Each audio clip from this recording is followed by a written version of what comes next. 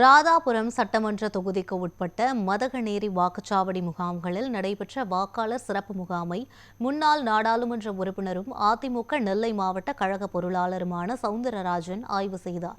தமிழகம் முழுவதும் உள்ள வாக்குச்சாவடிகளில் வாக்காளர் சேர்ப்பு சிறப்பு முகாம் நடைபெற்றது. நெல்லை மாவட்டத்தின் பல்வேறு பகுதிகளில் நடைபெற்ற இந்த முகாமில் வரைவு வாக்காளர் பட்டியலில் பெயர் இடம்பெறாதவர்கள் கலந்து கொண்டு விண்ணப்பித்தனர்.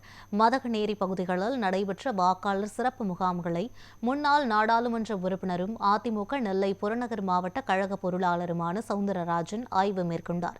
இந்த ஆய்வின் போது வாக்காளர் சேர்த்தல், பெயர் திருத்தம் உள்ளிட்ட பணிகள் முறையாக நடைபெறுகிறதா என்பது குறித்தும், பொதுமக்களுக்கு தேவையான வசதிகள் ஏற்படுத்தப்பட்டுள்ளதா என்பது குறித்தும் ஆய்வு செய்யப்பட்டது.